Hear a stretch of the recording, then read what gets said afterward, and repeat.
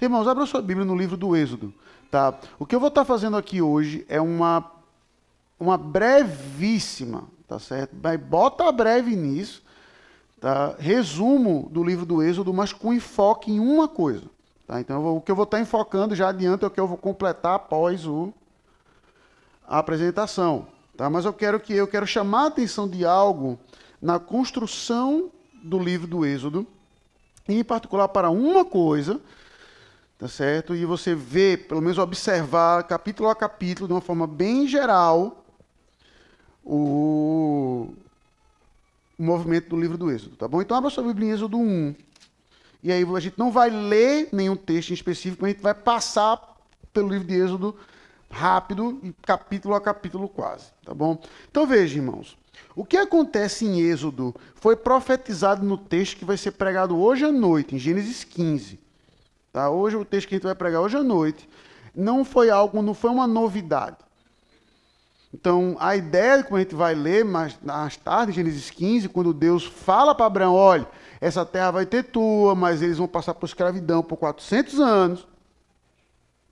Então, o povo que ouviu aquilo ia dizer o quê? Ok, isso aqui foi previsto, não foi um acidente.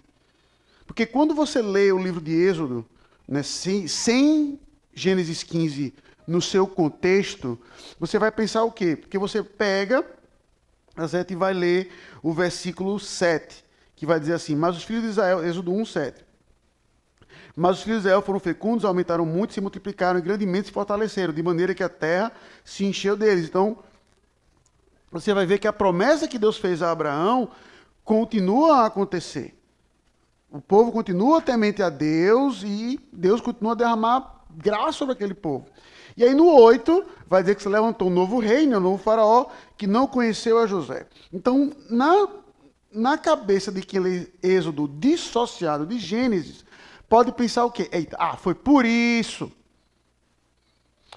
Esse aí é apenas o gatilho.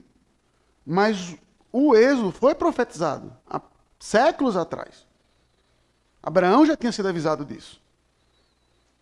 Tá certo? Então, o que você vê aqui é o desenrolar de algo que foi profetizado a uma pessoa muito tempo atrás.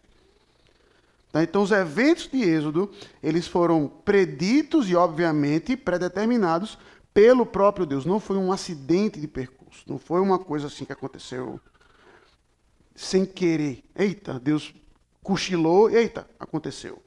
Tá certo? Não existe isso.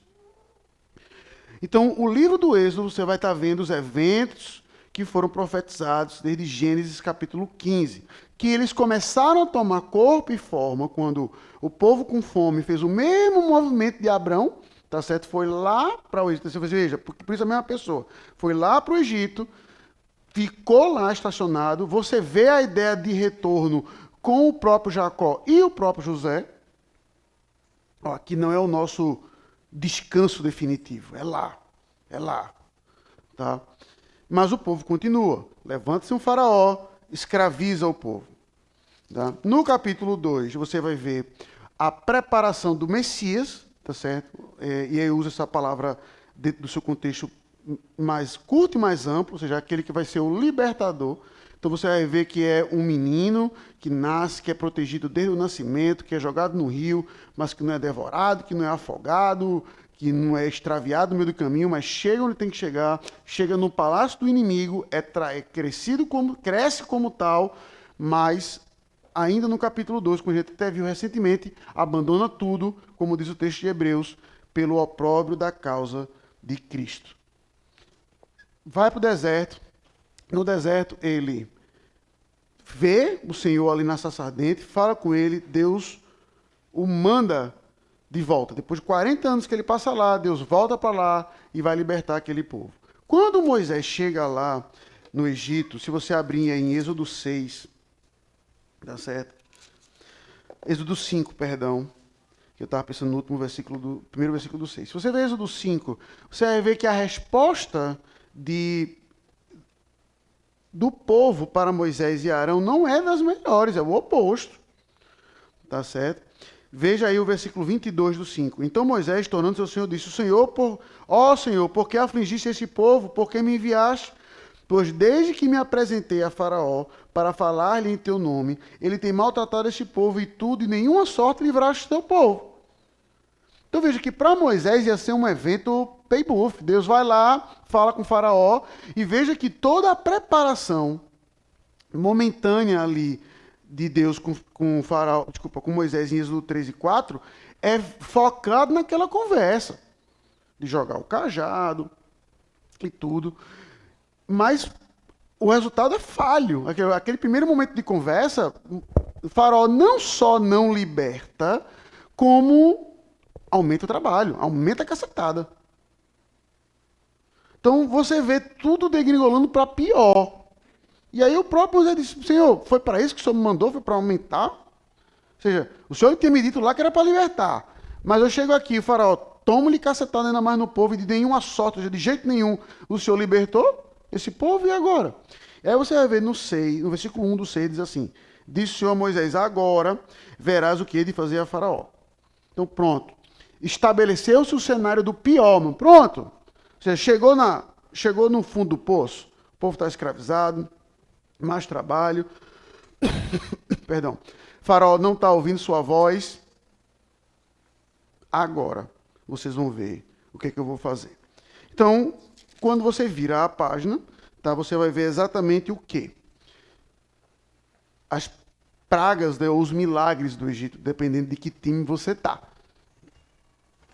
Vai tirar uma foto, né? Pensei que estava falando bobagem. Não. Já ia dizer, rapaz, vou tomar uma correção em público. Então, sigo, tá? Então, o que você vai ver é as pragas do Egito, tá certo? Ou, se você tiver no time Israel, né, que hoje é tudo time, né? Time fulano, time... Se você time Egito, é praga. Se você for time Israel, é milagre, tá certo? Então, você vai ver aqueles eventos sobrenaturais acontecendo até Faraó libertar o povo. O povo caminha no deserto, você vai entender bem o histórico. Porque até presente momento, o que Deus deu de ordem para o povo? Nada. Só uma. Para ser bem preciso, até presente momento, só Deus deu uma ordem para o povo que você vai encontrar em Êxodo 12, que é a Páscoa. Até presente momento, o povo ele é completamente passivo em toda a situação. Ele está lá. O povo está lá, na verdade, o povo é ativo em reclamar. Cadê? A gente não libertou ainda. Aí em Êxodo 12, tá certo? Que é a instituição da Páscoa, você vai ver exatamente a única ordem. Olha, diz o povo de Israel que é para fazer assim. Aí vai mostrar como deve ser preparado o cordeiro, como eles deviam colocar o sangue dos umbrais na porta, até como eles deveriam comer o cordeiro é dito, comer de pé, cajado na mão, sandália nos pés, ou seja, em tempos de Covid, é um absurdo ter sandália dentro de casa, né? Mas era dentro do pé, ou seja, era para ficar preparado mesmo, porque você ia sair a qualquer momento. E é o que acontece, né? Ou seja, quando o anjo do Senhor passa e mata todos os primogênitos, a qual não tinha sangue na porta, então não é errado, mas é impreciso você simplesmente dizer assim, que ele matou apenas os egípcios. Tá? Porque se algum israelita desobedeceu o mandamento, morreu também. Então, de forma mais precisa, é você dizer, todos aqueles a quem o sangue não foi expiado, ou seja, que não houve a expiação do sangue, morreram. Então, naquele mesmo momento, naquela mesma noite, meu amigo, o povo é liberto. Só que uma coisa é importante você ver. Abra aí em Êxodo 12, tá?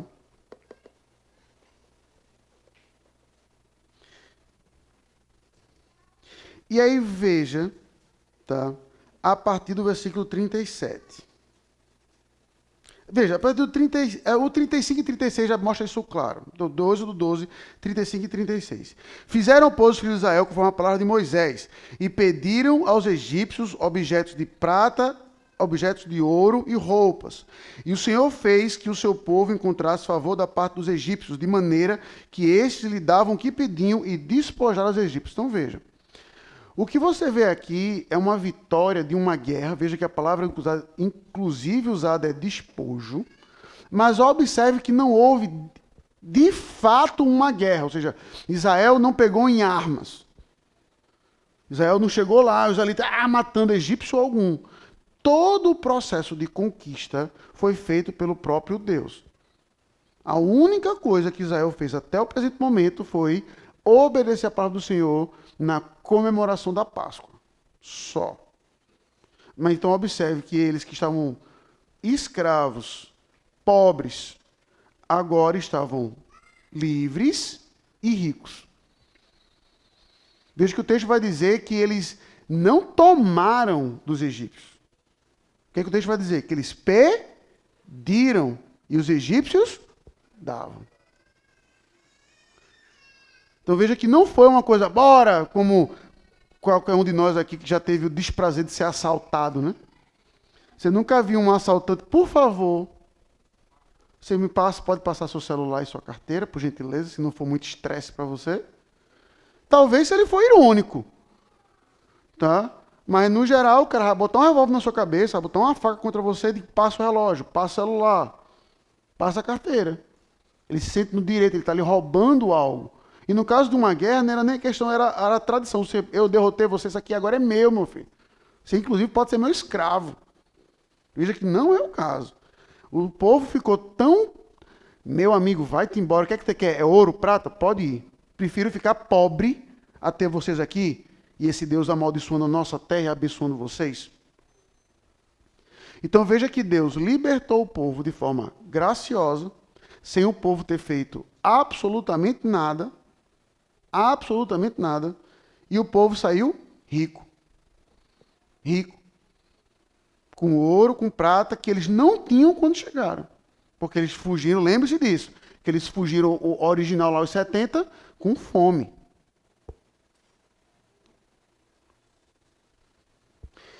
Começa-se então a peregrinação no deserto, aí vem todo o aspecto de fuga, e aí você vai ver então Êxodo 20, tá?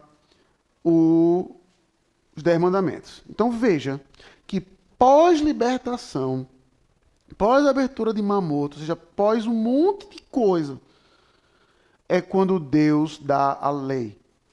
Não é prévio, não é, ou seja, isso aí eu sempre costumo dizer isso. O Êxodo 20 é uma grande prova para qualquer pessoa que acha que a salvação do Antigo Testamento é pelas obras, e não é. Porque quando o povo recebe a lei, ele já estava liberto. Se Deus quisesse salvar por obras, o que é que ele fazia lá no Egito? Está aqui a minha lei. Obedeçam e eu liberto vocês. É isso que Deus faz? Não, liberta o povo. O povo caminha, já começa a reclamar. Você vai ver nesse interior aí todo o aspecto da reclamação do povo. A gente veio para aqui para morrer. O povo já insatisfeito, veja, o povo liberto, rico, mas já insatisfeito. E ainda assim Deus cura aquele povo, né? Ou seja, dá água para beber, manda o maná, manda a codorniz, tá certo? Fere a rocha. E aí, pós tudo isso, Deus, agora prepara aqui que vocês vão receber a minha lei. E aí, então, Deus entrega ali, né, o decálogo, a lei, em Êxodo capítulo 20, você vai ver que aquilo ali é assustador para o povo. Por quê? Porque até o presente momento, e aí entenda a situação, e aí entenda a minha ilustração aqui, era como se Deus fosse um doador anônimo. O que eu quero dizer com isso? É óbvio que o povo sabia que Deus era que estava fazendo tudo o que aconteceu. Moisés falou isso, o povo sabia disso. Só que o povo ainda não tinha sido apresentado a Deus. Ou seja, o povo ele sofria as consequências da ação de Deus, mas quem era esse Deus? O povo vai dizer, não sei. Eu vi um monte de Deus lá no Egito, mas eu vi o que esse Deus pode fazer. Se pegasse um israelita coerente, ele poderia dizer, rapaz, eu vejo o que eu vi, o que esse Deus pode fazer. Libertou a gente lá do Egito, abriu o Mar Vermelho, fez lá todos aqueles milagres lá dos 10 milagres, manda maná do céu todo dia. Mas quem ele é? Sei não. Aí Deus aparece então em Êxodo 20. Se apresenta para o povo. Eu sou o Senhor teu Deus. Ali é Deus falando diretamente com o povo. O povo é apresentado ao Senhor. E a reação do povo não é outra que não qual? Versículo 18. Medo. Tá certo? Medo. 18 e 19. Fala-nos tu e não Deus, para que a gente não morra. Então veja que interessantemente, naquele ato, que era um ato de graça do Senhor, de mostrar, está aqui como eu quero que vocês andem, para que vocês me agradem. É o mínimo que vocês devem querer, à luz de tudo que eu já fiz por vocês. O povo tem medo, ou seja, o povo reage como se fossem os egípcios.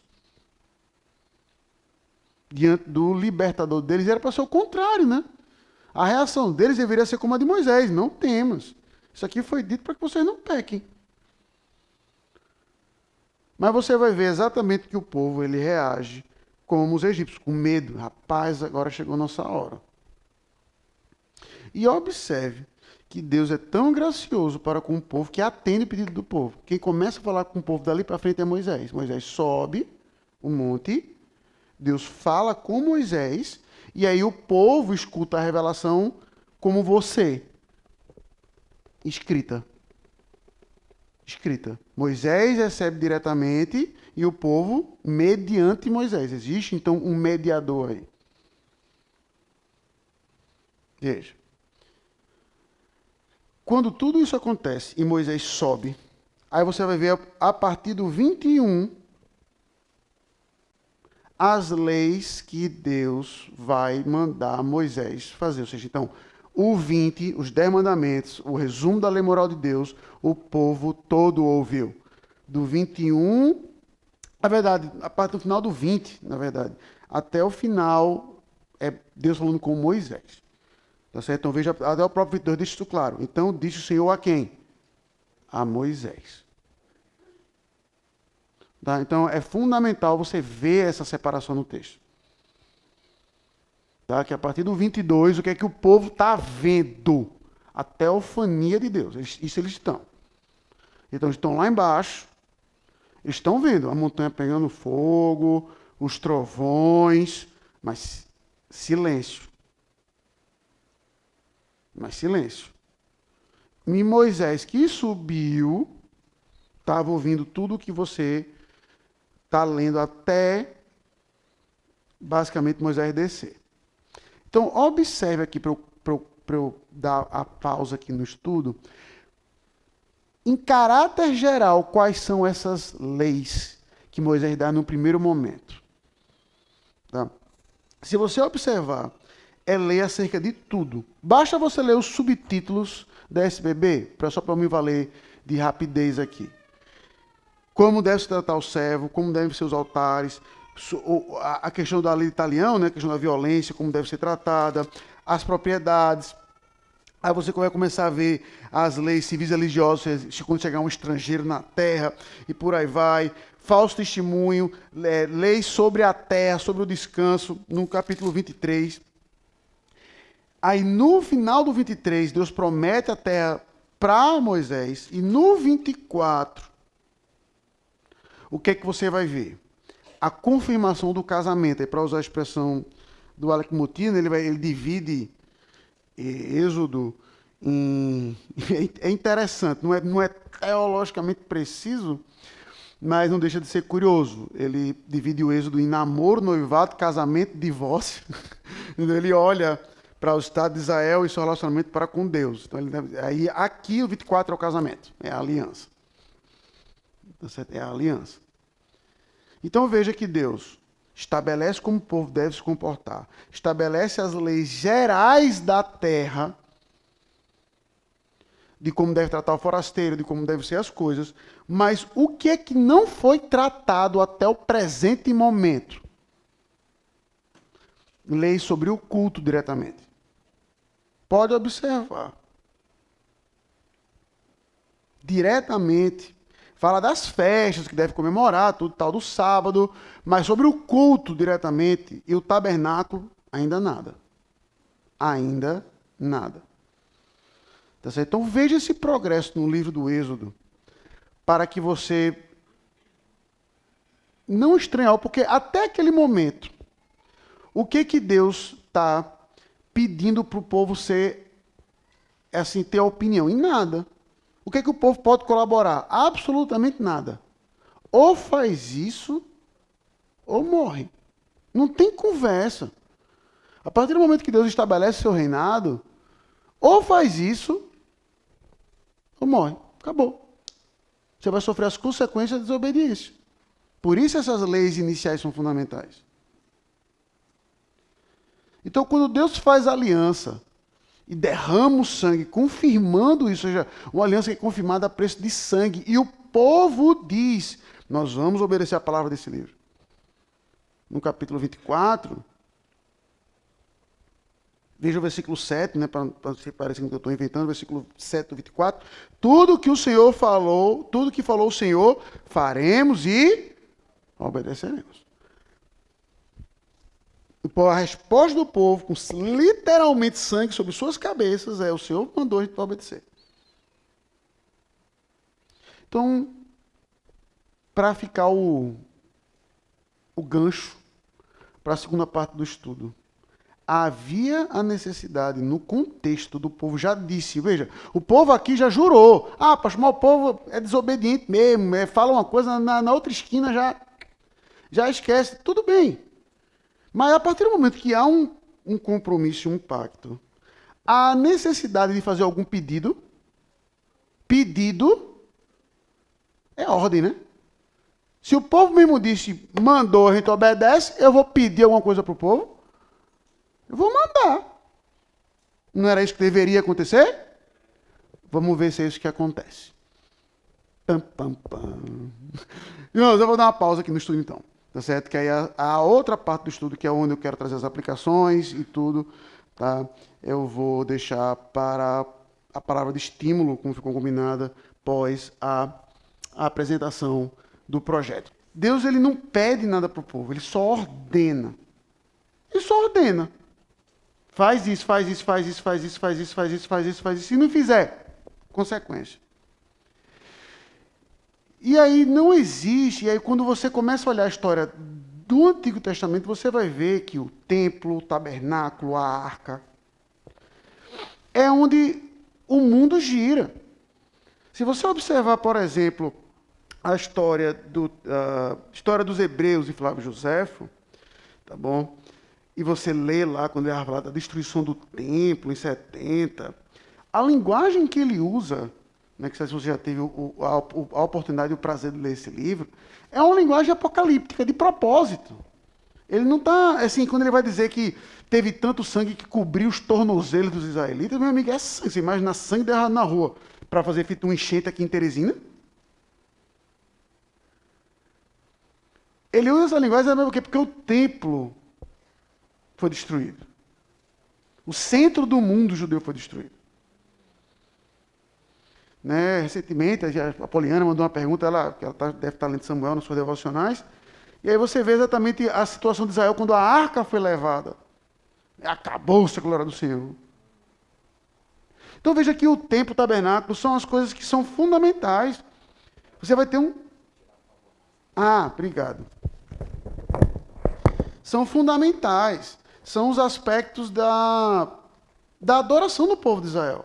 São os pecados pelo qual o povo mais na frente são acusados. São os pecados pelo qual, inclusive, são relatados. Ou seja, você não vê virtualmente nenhum caso, por exemplo, dessas leis de terra sendo julgados na Bíblia. Você virtualmente não vê. Mas os de adoração são citados. Os filhos de Eli, por exemplo. Nadab e Abiú. Então não existe nada mais importante que a adoração em Israel. Aí veja Êxodo 25, por favor, a partir do 1. Disse o Senhor a Moisés: fala aos filhos de Israel que me tragam oferta. De todo homem cujo coração o mover para isso, dele recebereis a minha oferta. Esta é a oferta que dele recebereis: ouro, prata e bronze, estofa azul e púrpura e camesim, e linho fino, e pelos de cabra, e peles de carneiro, tintas de vermelho, peles finas e madeira acácia. Azeite para a luz e especiarias, para o óleo da unção e para o incenso aromático, pedras de ônix e pedra de engaste para a estola sacerdotal e para o peitoral, e me farão um santuário para que eu possa habitar no meio deles. Então veja que Deus, antes de colocar as regras de como o tabernáculo deveria ser feito, e você vai ver a partir do 10 isso, a primeira coisa que ele faz é dizer o quê? Que o povo faça uma oferta. Veja que não é uma ordem. É isso que é interessante. me chama a atenção. Ele não ordena, diga para o povo pegar o dinheiro, o dinheiro que o Egito deu, de graça, que eles têm, que eles iam gastar o dinheiro aonde? Eles estavam morando tudo em tenda. Eles estavam tudo no deserto, andando no meio do nada. Eles nem tinham como usar o dinheiro. Simplesmente não tinha. Aí Deus poderia dizer, ó, sabe, pronto, vou atualizar o exemplo de Deus no Antigo Testamento. Sabe o CDB que você tem escondido? Sabe o ouro que está lá guardado? Deus não faz isso. Deus não, pois tira e bota para o tabernáculo. O que é que ele faz? Quem quiser dar, dê. Dê. E aí, irmãos, e eu não quero concluir para você entender pelo menos uma coisa. Quando você continua lendo, vai acontecer um grande evento, que é o que o Alec Motyer chama de o grande divórcio, o bezerro de ouro. E, não precisa ser nenhum gênio, nem tem pegadinha nessa pergunta, o bezerro é feito de quê? E esse ouro veio de onde? Desse ouro que deveria ser dado a quem? Ao templo. Então, observe, isso é fundamental para você ver o fluxo da ideia. Deus, ele diz primeiro, dá quem quer para construir um tabernáculo. Aí vem o evento do bezerro de ouro, que o povo faz o quê? Pega esse ouro, que deveria ser voluntariamente dado ao Senhor para construir um tabernáculo, e dá para quem? Para um ídolo. Ídolo esse que depois é o que acontece o que com ele? Destruído.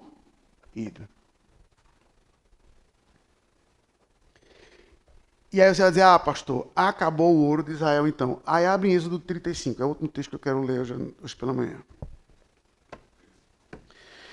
Diz assim, Êxodo 35, a partir do 4. Disse mais o Senhor, Êxodo 35, a partir do 4. Disse mais o Senhor a toda a congregação dos filhos de Israel: esta é a palavra que o Senhor ordenou, dizendo: tomai do que tendes uma oferta para o Senhor, cada um de coração disposto, voluntariamente atrará por oferta ao Senhor. Então, veja, a ordem é dar quem quer, não é obrigado. A ordem, parece até um contrassenso, né, dona Regina? A ordem é dar quem quer. Ninguém é obrigado a fazer nada. Ouro, prata, bronze, estofa azul, púrpura, camisinha, linho fino, pelos de cabra, pelos de carneiro, tintas de vermelho, peles finas, madeira de acácia, azeite, e vai repetir. Aí, quando você continua lendo no 36, aí vá para lá. Desculpa, o 35 ainda, o 20, eu estava lendo outra coisa. Então toda a congregação dos filhos de Israel saiu da presença de Moisés, e veio todo homem cujo coração moveu e cujo espírito impeliu, e trouxe a oferta do Senhor para a obra da tenda da congregação, e para todo o seu serviço e para as vestes sagradas. E vieram homens, mulheres, todos dispostos de coração, trouxeram fivelas, pendentes, anéis, braceletes, todos os objetos de ouro. Todo homem fazia oferta de ouro ao Senhor, e todo homem possuidor de estofa azul, púrpura, camisinha, linho fino, pelos de cabra, pelos de carneiro, tintas de vermelho, peles de animais marinhos os trazia. Todo aquele que fazia oferta de prata ou de bronze para oferta ao Senhor a trazia, e todo possuidor de madeira de acácia para toda obra de serviço a trazia. Todas as mulheres hábeis traziam que por suas próprias mãos tinham fiado, estofa azul, púrpura, camisinha e linho fino. E todas as mulheres cujo coração as moveu em habilidade fiavam os pelos de cabra. Os príncipes traziam pedras de ônix e pedras de engaste para a estola sacerdotal e para o peitoral, e os aromatas e os azeites para a iluminação e para o óleo da unção. Os filhos de Israel trouxeram oferta voluntária ao Senhor, a saber, todo homem e mulher cujo coração dispôs para trazer uma oferta para toda obra que o Senhor tinha ordenado e fizeram. Agora veja o 36, tá certo?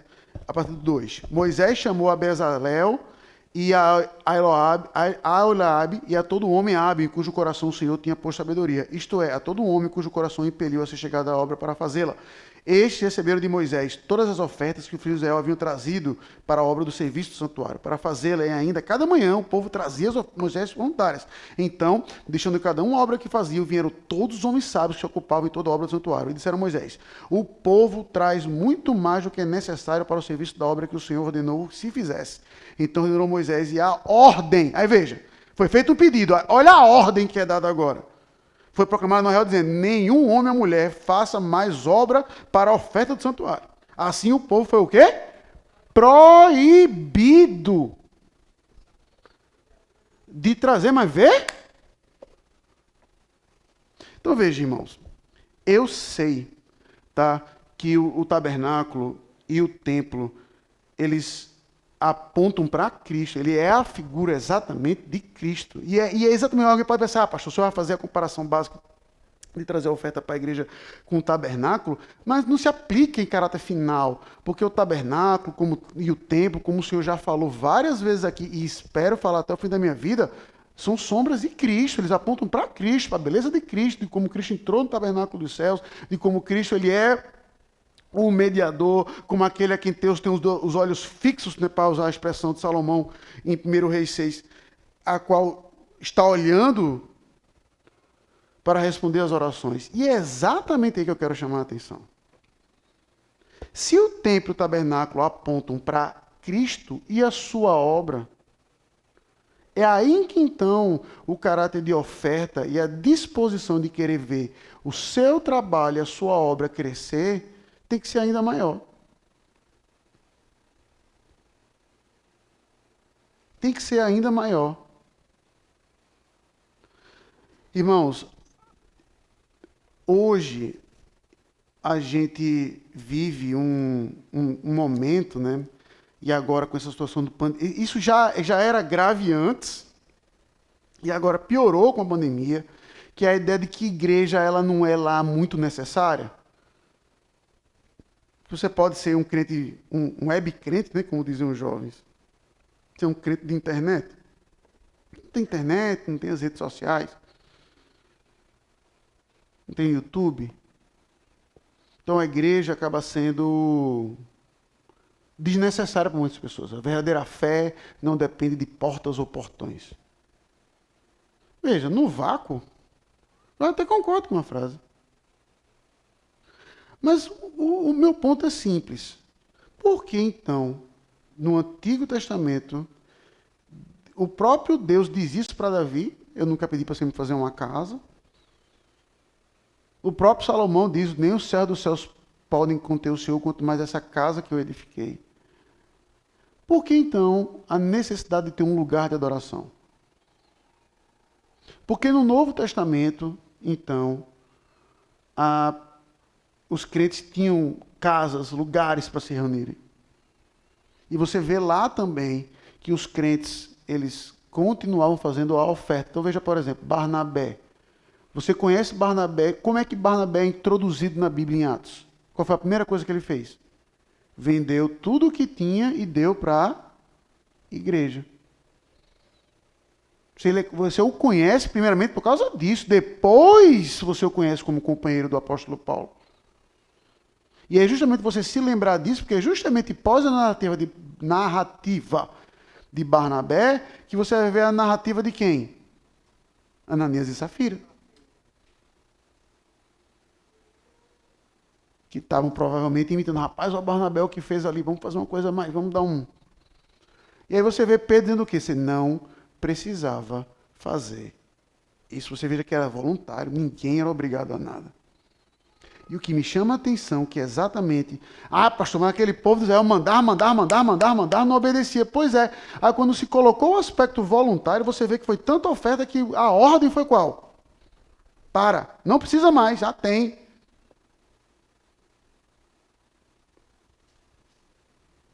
Então veja, irmãos, o desafio que o presbítero André lançou é algo que para um crente, no mundo ideal, não precisaria ser feito. No mundo ideal, não precisaria ser feito. Porque ele ia olhar e dizer assim, meu amigo, se a igreja está precisando mais de mim nesse tempo, eu vou dar mais. No mundo ideal, nenhuma igreja faria campanha. No mundo ideal, nenhuma. Porque deveria ter esse mesmo espírito aqui, meu amigo. Se é preciso, é óbvio. E é por isso que é a preocupação que a gente está tendo em ser completamente transparente, em prestar contas, para não pensar, por exemplo, que esse dinheiro está indo para o bolso do pastor. E não está. Né? A gente vive num contexto... Ontem eu estava comentando isso com a minha mãe, né? Uma notícia que eu estava vendo ontem de manhã. Uma eleição pastoral numa Assembleia de Deus em Minas Gerais. Foi bater na polícia. Eu digo, danado, a notícia era essa. Eleição pastoral vira caso de polícia dentro do ministério. Eu cliquei para ler. Digo, meu amigo. Aí eu disse, rapaz, como é que uma eleição pastoral vira um caso de polícia? Aí quando eu fui ver os números, eu entendi. Uma igreja com 10 mil pessoas, eu digo, ah. Então a gente sabe que esse aspecto de dinheiro é isso. Olhe qualquer notícia, de qualquer site de notícia, criticando a reabertura das igrejas, por exemplo. E leia, se deu o trabalho, bote sua máscara e leia os comentários. Bote sua máscara e leia os comentários. O que é que todos vão comentar? Ah, porque o dinheiro não pode. A gente ainda é associado a isso. Infelizmente. E é por isso que talvez você que nos visita, não quero que você se assuste. O que o presbítero André falou é a mais pura verdade. Eu estou aqui na igreja há 10 anos, dos 33 anos de existência desde que ela é congregação. Tal desafio nunca foi feito. E a gente está fazendo pela primeira vez.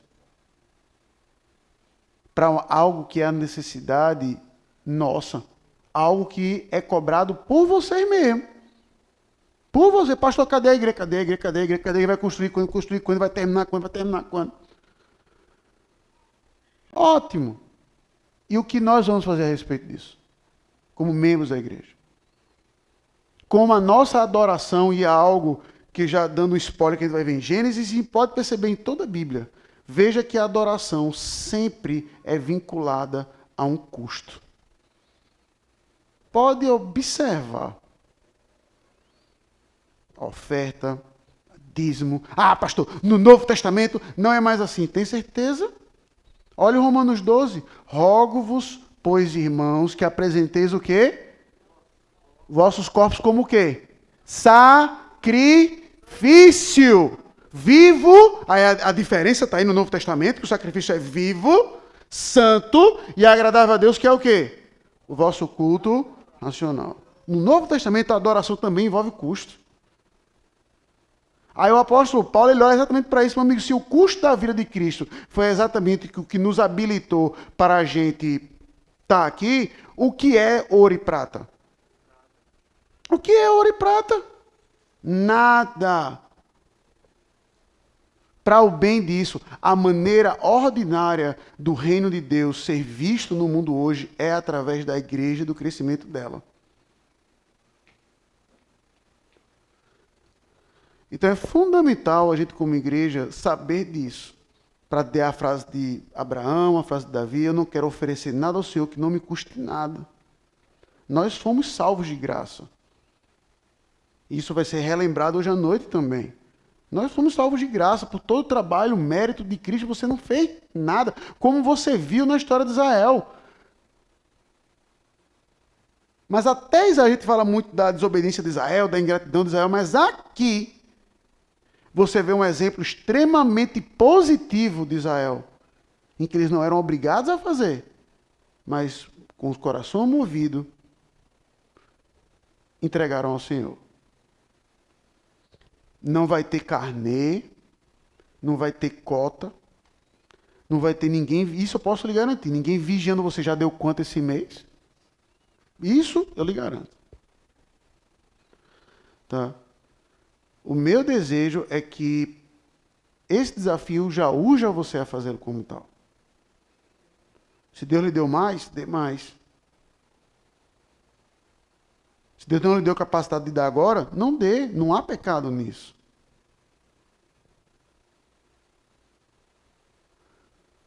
Mas que você avalie bem a sua vida para que você possa simplesmente se questionar isso.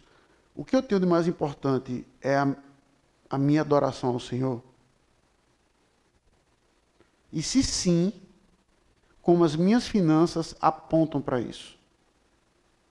Como o meu relacionamento com o meu dinheiro aponta para o meu relacionamento com o seu Senhor? É algo que a gente não estuda tanto, é algo que eu estou até me preparando para fazer uma série aqui na igreja mesmo, na EBD. Mas nesse momento se torna fundamental. Para quê? Não é para que a gente possa ter uma igreja bonita. Hoje, é um problema até mais banal para que a gente possa ter uma igreja. Né? Para nós, enquanto igreja, a gente funcionou, mas nunca foi o ideal. Funcionar, choveu, tem que cancelar o culto. Ou faz aquela confusão, né? Todo mundo se juntar, mas não tem como ouvir o pastor, porque granizo caindo na cabeça. Quando chega o BR-Obró, não preciso nem comentar. Então a ideia não é a gente criar um salão de hotel, uma coisa, não. Mas é criar uma estrutura que seja confortável, para que a gente possa ficar bem estruturado por anos a vir, tá? E para que a gente possa cultuar a Deus sem estar preocupado com o calor, por exemplo. Ou se vai chover ou não. Tá? Então, que Deus nos abençoe a contribuirmos para o seu reino, como Israel fez. Ninguém foi obrigado a fazer nada. Assim como os irmãos também não serão, como eu falei, não vai ter camisa de doador, entendeu? Fitinha de doador. Pode ficar tranquilo, não vai ter nada disso. Oi? Livro de ouro, canetinha de ouro, nada disso. Pronto, eu brinco,